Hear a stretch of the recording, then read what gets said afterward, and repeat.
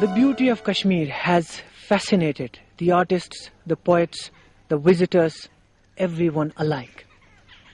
But the point is that what is that distinctive feature that makes this piece of land as a real paradise on earth? We need not say any more. The beauty beggars description. The dollops of snow have carpeted the whole valley, and the scene, as you see, is enchanting. But with this beauty, we have something little different to face, and that's the cold that trepidates our bodies. We have different means to save ourselves from it. Like we wear a long robe that we call peran. Like we carry a small fire pot that saves ourselves from the biting chill outside. So likewise, we have a traditional heating system that is Hamam.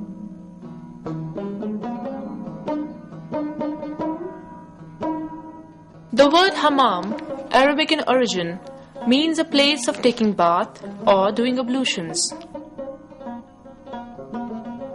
Hamam is a room where the floor is laid with special stone tiles, underneath which there is a furnace where wood can be burnt through a small window opening on the outside. As the fire is lighted underneath, it warms up the room and heats the water. Hamam has been found and is still found to be a universal phenomenon. In history, we see that from the barber's shop to the royalty, to the palaces, as well as the mosque, Hamam has always served a very useful purpose. We come across the mention of Hamam not only in the books of history and architecture, but also in Arabian Nights, where the Hammams are almost beauty parlors. Hamam, I think, is almost a replacement in the Asian culture, not only of the fireplace in the Western culture, but also a combination of fireplace and a bathroom. The earliest account of Hamam can be traced to the 40th shlok of the first Tarang of Raj Tarangni by Kalhana. Kalhana calls the Hamam as the Shiv Snan Grah. The modern Hindu places of worship, however, don't bear any traces of such construction, nor do the Sun Temple of Martand and the Avantipura ruins confirm Kalhana's account.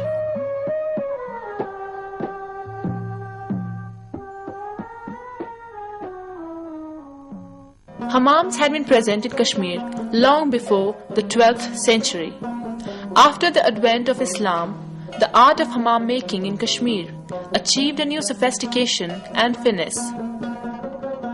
Later, it were the Afghan rulers who extensively constructed hammams. The oldest hammam in Kashmir is found in the shrine of Sayyid Muhammad Madani in the downtown of Srinagar city. This was built during the reign of King Badshah. Early records reveal that there had been a hammam at this site on which this shrine was later on constructed. Saving it from further decay, the Department of State Archaeology has taken up the job of its reconstruction on new lines. Efforts are made to retain the old glory by reusing the material of the old hammam.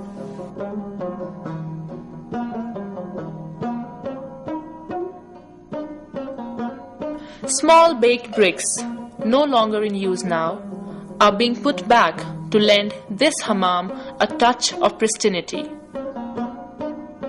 Adjacent to hammam is a mosque, a specimen of grand architecture with meticulous woodwork on the walls and ceilings. Like the hammam at Madin Sahib, we come across several other hammams at different places of historic significance which do not retain their original shape and form. This is the famous Mughal garden of Achabal, and we are right in front of Diya Hamam. This hammam, as the name signifies, has a history of its own. It had a speciality that it was being lit up and heated up by using a small candle.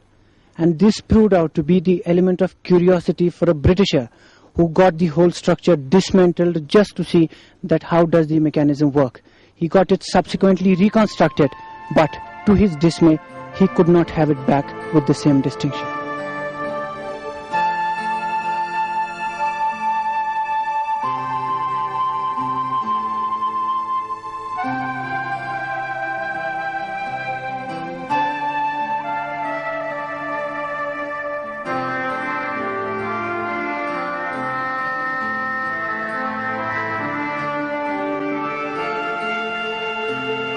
The Diya Hamam of Achaval is a ruined glory of stones and lime. The magic of this hammam is only a chapter of history now. In a state of complete neglect, Diya Hamam can be seen and shot only through the fissures and crevices as the structure remains under lock and key.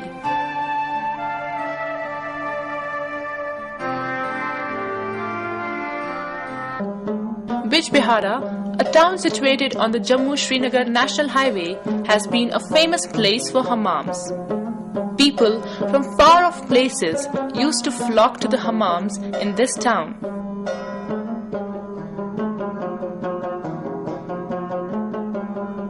Although hammams are still found here, yet the old novelty has worn off. Pandit Hamam was the most famous of all. This hammam has lost its identity as a hammam and forms only a part of the mosque.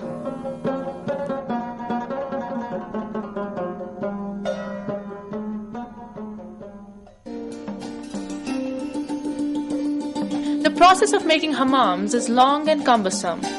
It is an intelligent and clever craft and demands extreme care, for if something goes slightly wrong in the making, it can destroy the whole system beyond repair. This graphic helps us understand the process. First, the floor is laid. Then, the pillars are erected. After that, the flat stone beams are placed to support the surface of stone tiles above. Unlike mortar, which involves a mixture of sand, cement and water, the material used for hammam is different.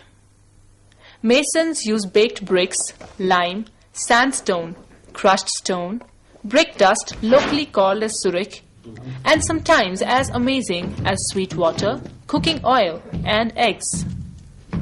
The material is pressed hard to make the foundation strong enough to bear the load and retain the heat. Not cement, but special mix of lime and sandstone is used in between the stone planks that binds them fast and firm.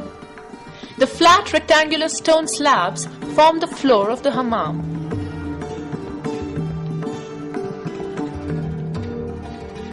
These stones are carved raw from the Rocky Mountains, then chiseled and polished to suit the requirement.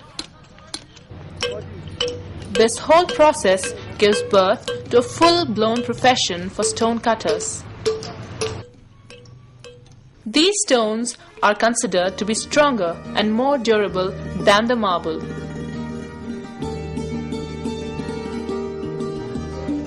The masons for this work are specially skilled and trained for the job.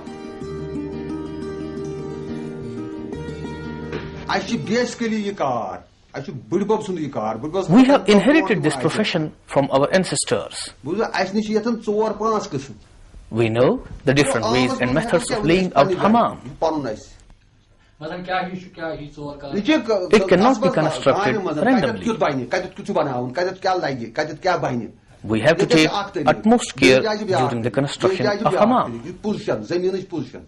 The construction methods vary from place to place. There was a time in our valley when only the affluent class could afford the luxury of hammam. But now, with the economic development fast catching on, hammam is gradually creeping down to the middle class. People in the Valley of Kashmir are conscious of the utility of the device of hammam to face the cold of severe winters. Most of the modern constructions include the hammam as an essential part of their makeup. Hammam is an ideal place for gossiping and time pass. Homes for homes, even the mosques provide Kashmiris a good time to assemble.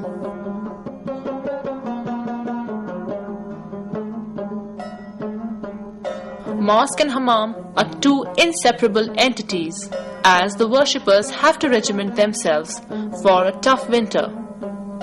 During cold, mosques also witness a boom in the number of people who come to pray. What lures them? Worship, warmth, or perhaps both? It's nice to offer prayers. Executive member in The management meets here to discuss the matters of the mosque. A good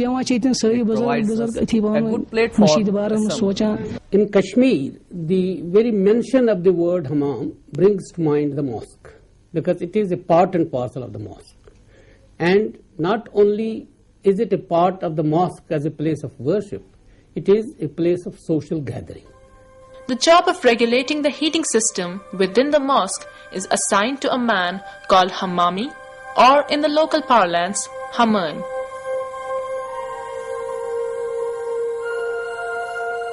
They are specially skilled in regulating the temperature and making judicious use of the fuel to minimize the wastage. Hammamis are usually poor people who earn their livelihood by maintaining the hammam in the mosque. Earlier, barbers used to attach hot bathrooms with their shops, where bridegrooms would take the bath of their life. But now, all barber shops have been replaced by new beauty parlors. This has reduced the hammam to its use in households and mosques. So if you are to save yourselves from the pangs of cold, be home. The story of hammam comes to an end here. People are enjoying just the heat of hammam within the confines of their homes, and we are just bearing it out in the middle. So this is the time to bid you a goodbye and heat up ourselves. Thank you.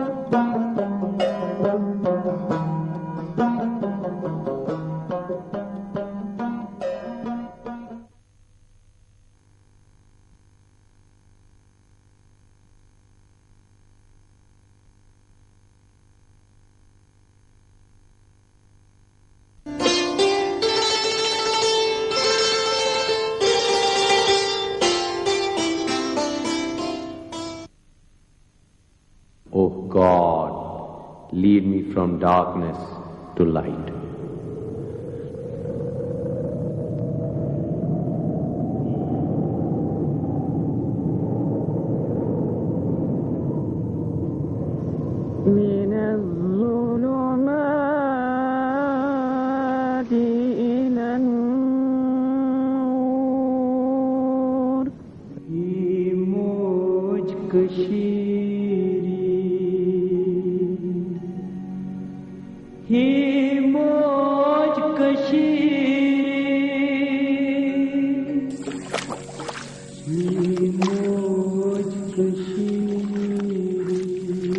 Who has not heard of the Vale of Kashmir, with its roses, the brightest that earth ever gave, its temples and grottos and fountains as clear as the love-lighted eyes that hang over their wave.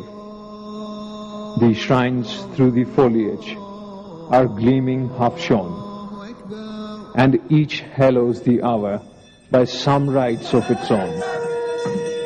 Here, the music of prayers from the minarets swells.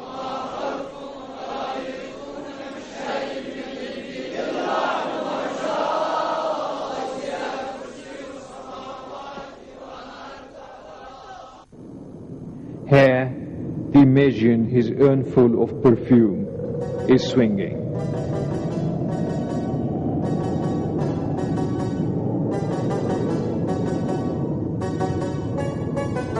Thomas More's geology has much more to offer about the spellbinding physical charm of Kashmir, a charm that has fittingly won for it the popular epithet of the earthly paradise.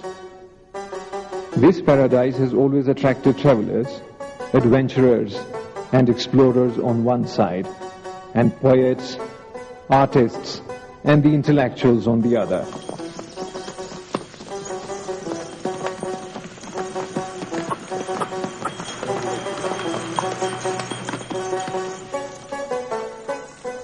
Perched squarely in the midst of a chain of mountain ranges, 6,000 feet above the sea level, the valley is guarded from one side by the Karakoram and from the other by the Pir Panchal range.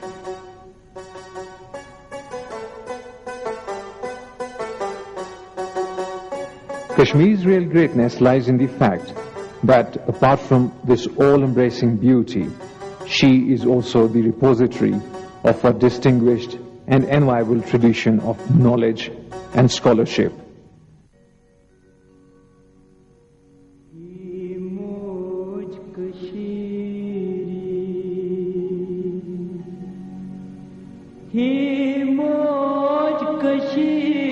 For centuries past, she has nursed in her lap great scholars, poets and monarchs who patronized art and learning. Her illustrious sons include philosophers and thinkers like Shankaracharya and Sheikh Yaqub Sarfi. Historians like Kalhan, the author of Raj Tarangani, and Hasan Shah Koihami, who produced a historical masterpiece, Tarikh-e-Hasan. Poets like Ghani and Fani. Saints like Lalbid and Sheikhul Alam.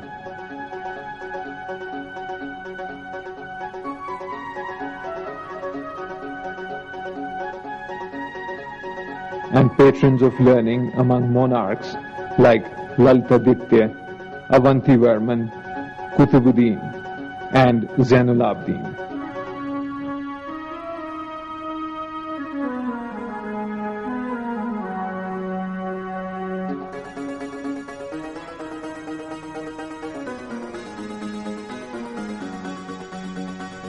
All these distinguished sons of the soil were intensely conscious of the importance of knowledge in shaping the destiny of individuals and nations, highlighting the significance of knowledge.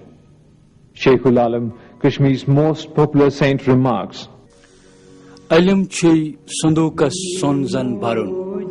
knowledge preserved is gold stored.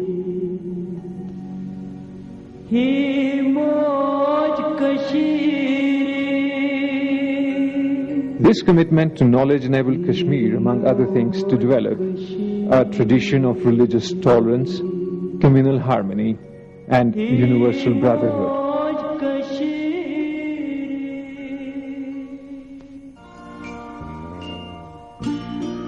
Institutional education also made its beginning fairly early in the history of Kashmir.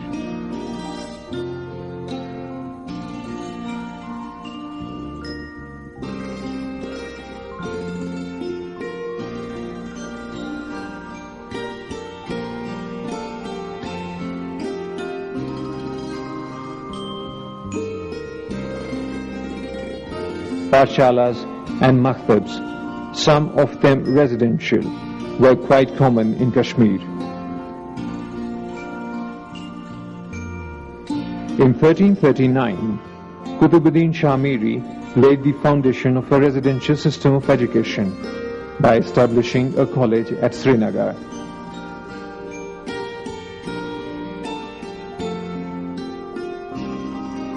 Popularly known as Badshah, Zainul Abidin in 1423 founded a Darul Uloom with Mullah Kabir Nahvi as its rector.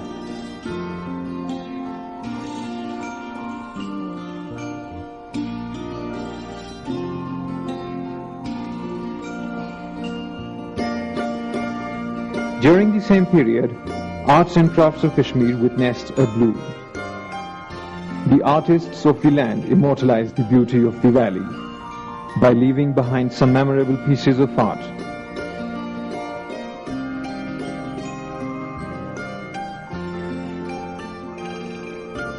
It was also the golden period for music and fine arts, which still continue to stir the soul of aesthetes and art lovers.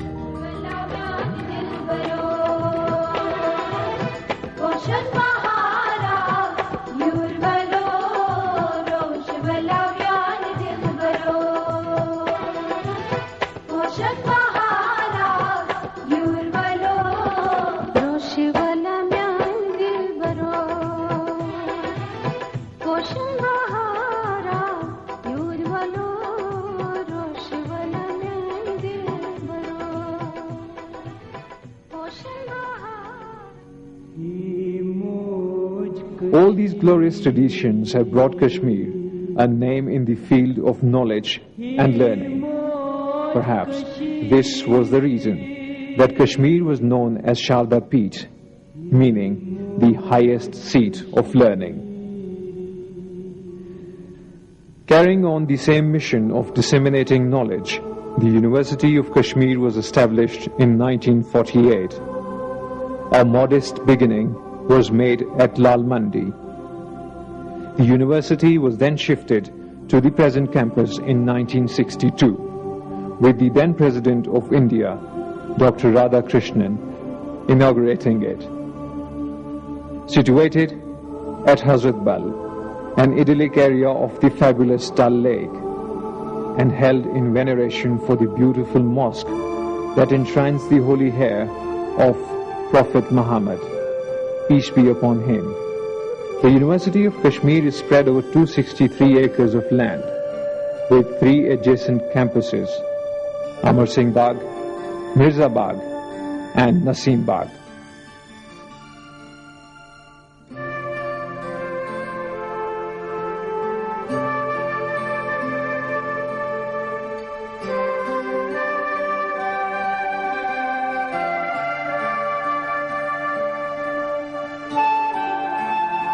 Naseem Bagh, meaning the Garden of Breezes, laid by Emperor Akbar, is a magnificent grove of chinars.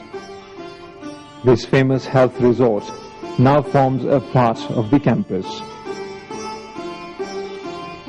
The university started growing as a center of learning and academics. A need of expansion was felt, and in 1969, the Jammu and Kashmir University was bifurcated into 2 separate universities, University of Kashmir at Srinagar and University of Jammu at Jammu.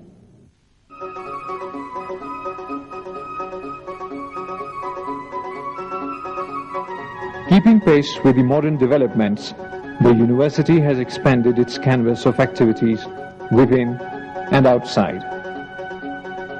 The number of academic programs offered, ranging from medical to arts to engineering to commerce and management, has grown to 131.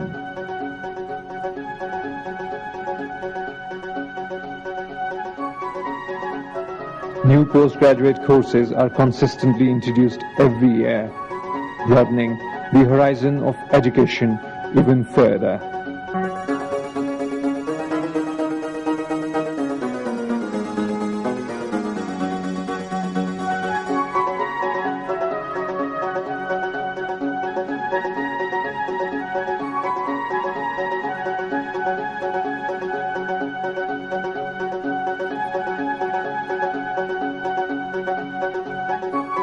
The recent additions in this regard are biotechnology, environmental science, MCA, geology and geophysics, etc.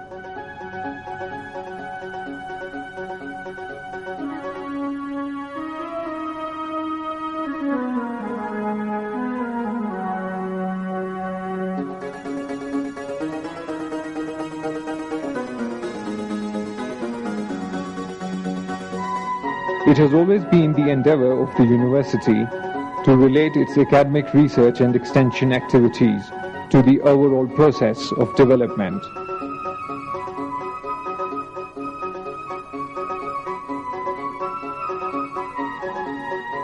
On one hand, the university upholds the glorious traditions of knowledge and learning, and on the other, it contributes actively to the prosperity of the state, be it industry, agriculture, engineering, medical science, environment, or any other field related to progress and prosperity of a nation. The University of Kashmir has always acted as a forerunner. Most of the departments guide and manage major and minor research projects sponsored by various agencies. Currently, 36 major research projects and 40 minor projects are in hand.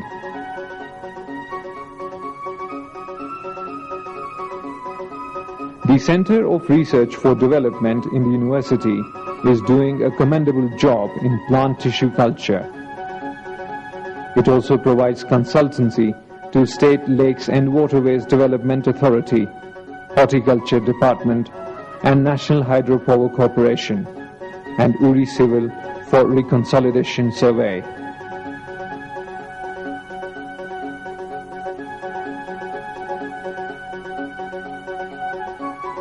Education is being made easy and accessible to the people hailing from far-off places through the chain of extension centers. The State Resource Center has taken education to the doorsteps of tribals of the Nubra Valley, which is about 600 kilometers away from Srinagar, and to the Gujars and Bakarwals living across Pir Panchal range.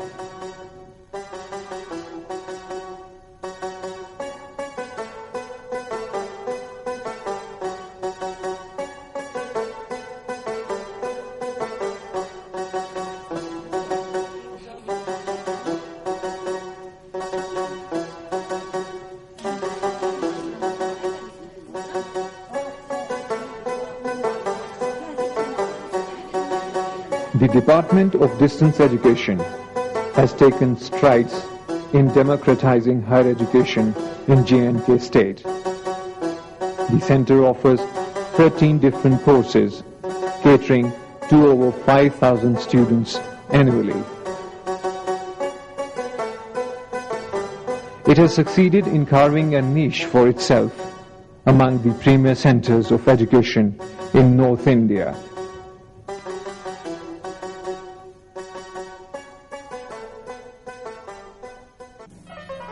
The university has a distinction of having a high-altitude observatory for research in cosmic ray physics, atmospheric physics, and climate physics called GRO at Gulmarg, a health resort 55 kilometers from Srinagar.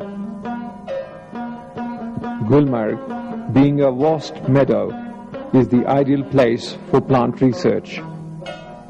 To the same end, the Department of Botany has established here a high-altitude herbal garden.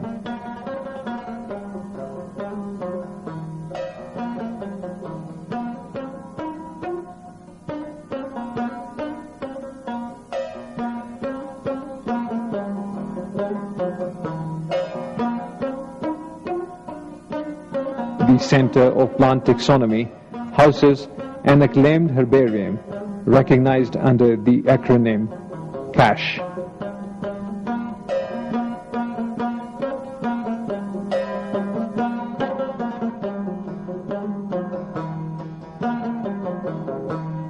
Audiovisual Research Center, equipped with the latest production facilities, produces educational films for countrywide classroom and Gyan Darshan, liberating education from the confines of a classroom. AVRC is taking it to the audience at national level. The center has won 4 national awards so far.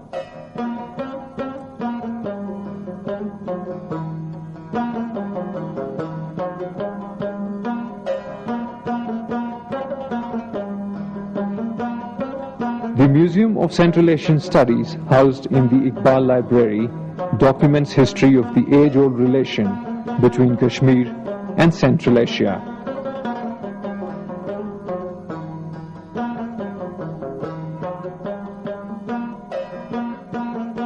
All the departments of science faculty are equipped with modern gadgets of scientific research and experimentation.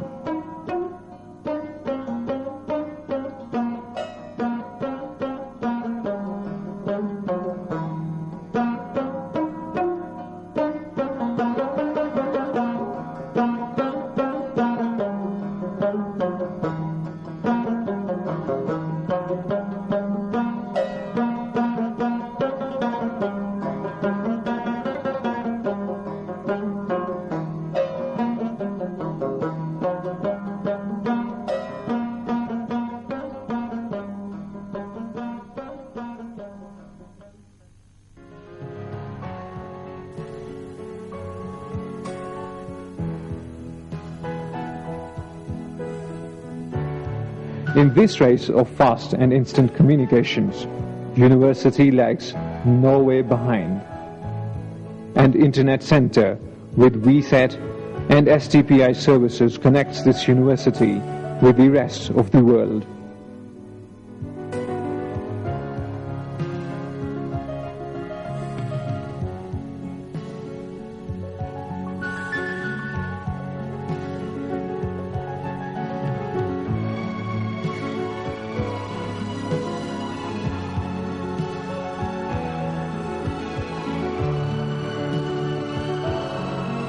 The huge edifice in the center of the campus is the central library of the university, called Allama Iqbal Library.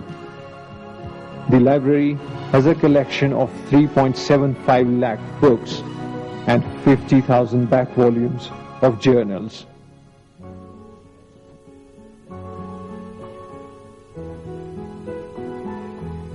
The canvas of university's academic activities has widened. The number of affiliated and constituent colleges and other educational institutions, either in private or public sector, has risen to 61.